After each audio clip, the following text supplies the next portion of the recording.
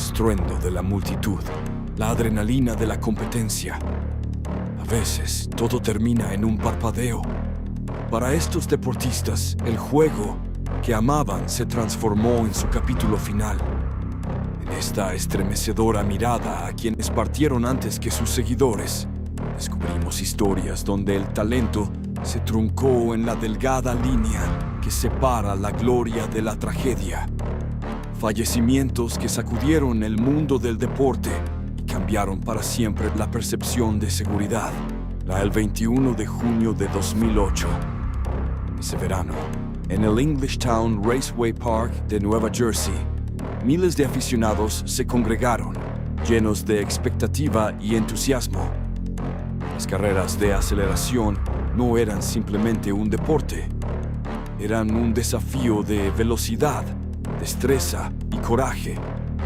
Entre motores que rugían y neumáticos que quemaban asfalto, se encontraba Scott Kita, un piloto experimentado con una reputación tan feroz como su reluciente dragster Top Fuel. Ese día en Englishtown, Scott se preparaba para lo que debería haber sido una clasificación rutinaria. El clima era despejado, la pista perfectamente acondicionada y su equipo trabajaba meticulosamente para asegurar que la máquina estuviera en condiciones óptimas. Los espectadores observaban con atención cómo la conocida silueta del dragster de Kita se desplazaba hacia la línea de partida. El aire estaba cargado de una tensión silenciosa, ese momento previo a que un coloso mecánico desatara su furia. Al encenderse la luz verde, Scott hundió el acelerador y el dragster rugió por la pista de un cuarto de milla. Al principio, todo parecía normal, pero segundos después ocurrió la tragedia. Cerca de la línea de meta, alcanzando más de 300 millas por hora, el motor estalló de forma inesperada. Una explosión violenta atravesó el vehículo, lanzando fragmentos de metal en todas direcciones. La tremenda fuerza destrozó las ruedas traseras, provocando que Scott perdiera el control. Su auto se desplazó violentamente de un lado a otro, dejando tras de sí una densa columna de humo negro. La multitud quedó paralizada, incrédula, mientras el dragster giraba fuera de control. Scott luchaba desesperadamente por mantener la estabilidad del vehículo, pero a esas velocidades un humano poco podía hacer. El dragster salió de la pista y chocó contra la barrera de contención con un impacto devastador. Las llamas envolvieron el coche en un infierno instantáneo. Los equipos de emergencia reaccionaron de inmediato, tratando de sofocar el fuego e intentar rescatar a Scott, atrapado dentro. El silencio que cubrió a la multitud era ensordecedor, interrumpido solo por el crepitar del fuego y el sonido de las sirenas. A pesar de la rápida intervención, las lesiones que sufrió Scott resultaron graves y finalmente letales. Los motores y el equipo de seguridad, diseñados para protegerlo, no pudieron resistir la violencia de la explosión y el choque. Scott Kita, un hombre que había vivido persiguiendo velocidad y victorias, se desvaneció en un instante.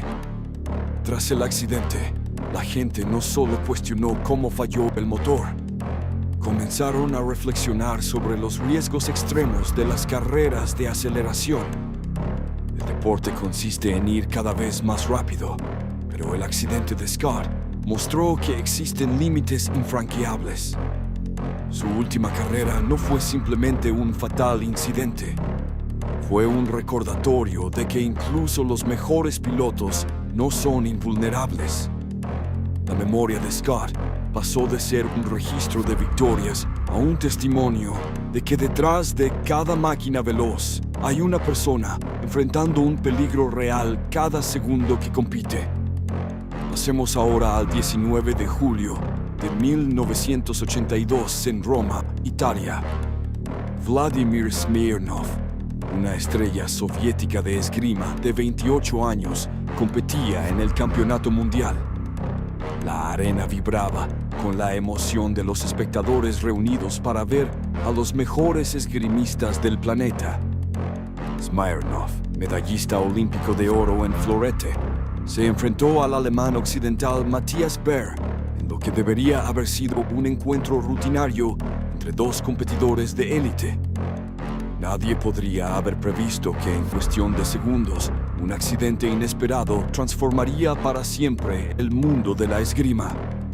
Nacido en Rubishna, Ucrania, Smirnov se había consolidado como el mejor esgrimista de la Unión Soviética. Con una estatura de 1,85 metros y un peso de 172 libras, combinaba fuerza física con una técnica impecable. Su trayectoria alcanzó la cima en los Juegos Olímpicos de Moscú de 1980, donde conquistó el oro en la competencia individual de florete, la plata en el florete por equipos y el bronce en pruebas por equipos a nivel internacional. Para 1981, había sumado un campeonato mundial a su impresionante colección de medallas.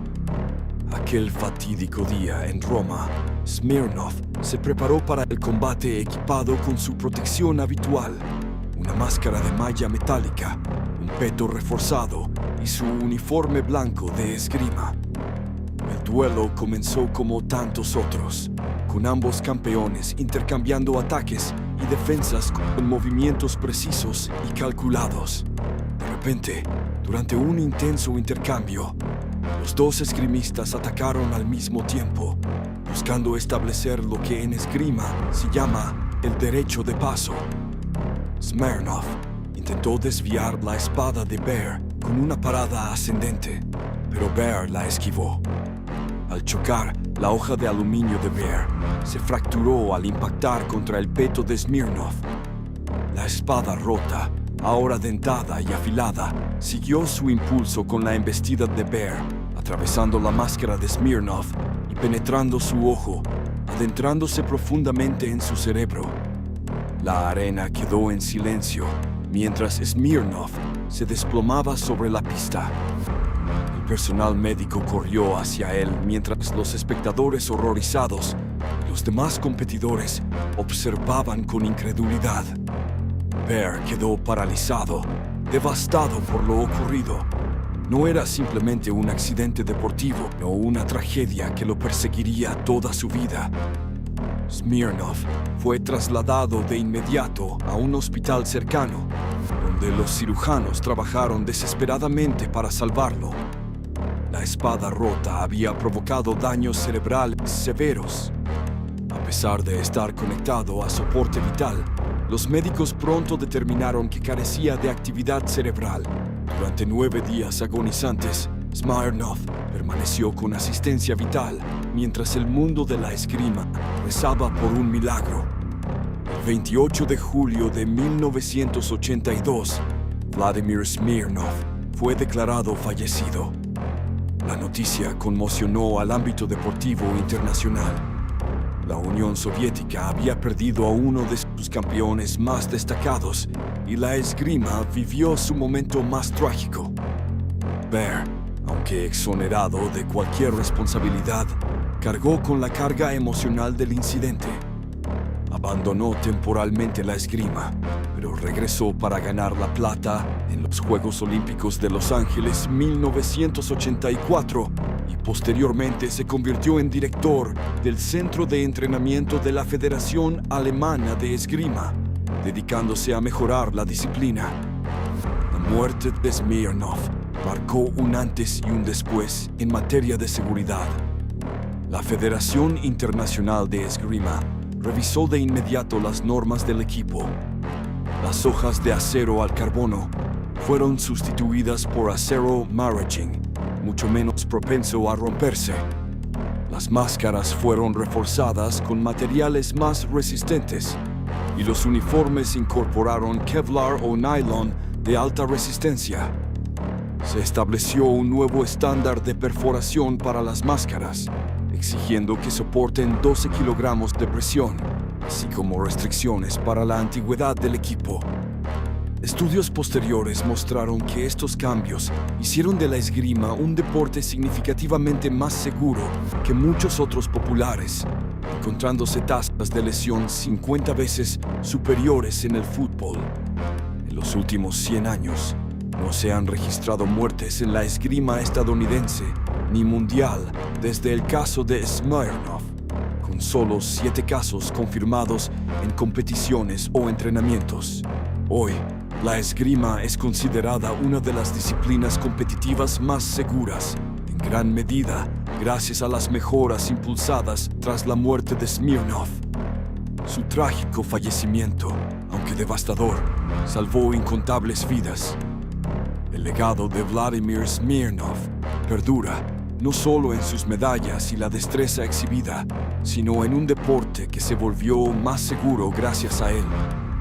En su muerte, como en vida, transformó el rostro de la disciplina que tanto amaba, una última contribución inesperada de un verdadero campeón. Era el 24 de marzo de 2018 en el Deltaplex Arena, en Grand Rapids, Michigan. El conjunto local de la G-League disputaba su último encuentro de la temporada regular frente a los Long Island Nets, con un boleto a los playoffs en juego. Zeke Upshaw, escolta de 26 años, estaba brillando esa noche con 11 puntos en 29 minutos y apenas 47 segundos restantes, mientras su equipo dominaba 100-97. Nadie podía prever la tragedia que se aproximaba. A lo largo de la línea de fondo, lejos del balón, Upshaw se desplomó súbitamente boca abajo sobre la cancha, con las palmas hacia arriba, inmóvil. Durante 6 segundos cruciales, nadie pareció percatarse de su caída. Finalmente, un jugador rival reaccionó, seguido por otro, hasta que el árbitro hizo sonar el silbato, deteniendo el juego. La multitud, casi 2,000 personas, quedó sumida en un silencio absoluto, observando cómo la vida de un joven se desvanecía ante sus ojos. Hasta ese momento, Upshaw había estado persiguiendo su sueño en el baloncesto. Tras su paso por Illinois State y luego como estudiante de posgrado en Hofstra, logró abrirse camino hacia la profesionalización. Su porcentaje de aciertos en triples, 40,9% esa temporada, indicaba la posibilidad de una invitación a la Liga de Verano de la NBA. Incluso si la NBA no lo convocaba, se mencionaban oportunidades en las principales ligas europeas. Lo que sucedió después evidenció un trágico fallo en la atención de emergencia. El personal médico se congregó a su alrededor, pero no le tomó el pulso. Nadie lo giró ni verificó si respiraba. Pasaron 2 minutos antes de que los paramédicos ingresaran con calma a la cancha con una camilla. 7 minutos decisivos transcurrieron antes de que se iniciara la reanimación cardiopulmonar en la ambulancia. El desfibrilador, visible sobre la camilla, nunca se utilizó. A unos 1,600 kilómetros de distancia, en Henderson, Nevada, la madre de Upshaw, Joelle, presenció la tragedia a través de una transmisión en Facebook. Su novia, Julia Turner, a quien todos consideraban su prometida porque planeaba pedirle matrimonio al final de la temporada, le gritaba por teléfono mientras observaban impotentes. Los mensajes se multiplicaban en la red social. Oraciones por Zeke. Reason por Zeke. La investigación reveló hechos alarmantes. 9 meses antes de su fallecimiento, Upshaw se había desplomado en un gimnasio de Las Vegas. Los análisis de sangre indicaron niveles elevados de troponina, una proteína liberada cuando el corazón sufre daño. A pesar de esta alerta, se le permitió competir tras pasar una noche en el hospital. Sus documentos de alta indicaban simplemente: puedes retomar tus actividades normales cuando te sientas bien. 40 minutos después del colapso, su corazón finalmente volvió a latir en el hospital, pero ya era demasiado tarde. 2 días después, el 26 de marzo, su madre tomó la desgarradora decisión de desconectar el soporte vital.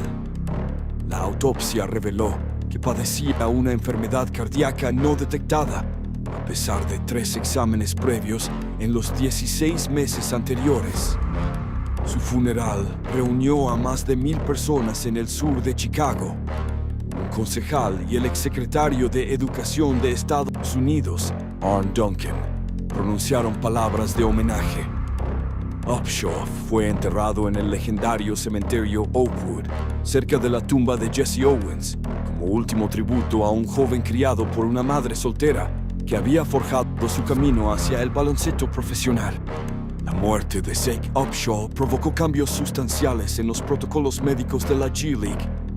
Su madre fundó la Fundación Zach Upshaw, destinada a instruir a escuelas y organizaciones deportivas sobre el paro cardíaco.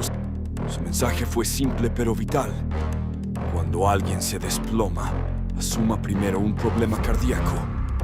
Notificaciones mensuales sobre incidentes similares recordaban constantemente esa experiencia desgarradora.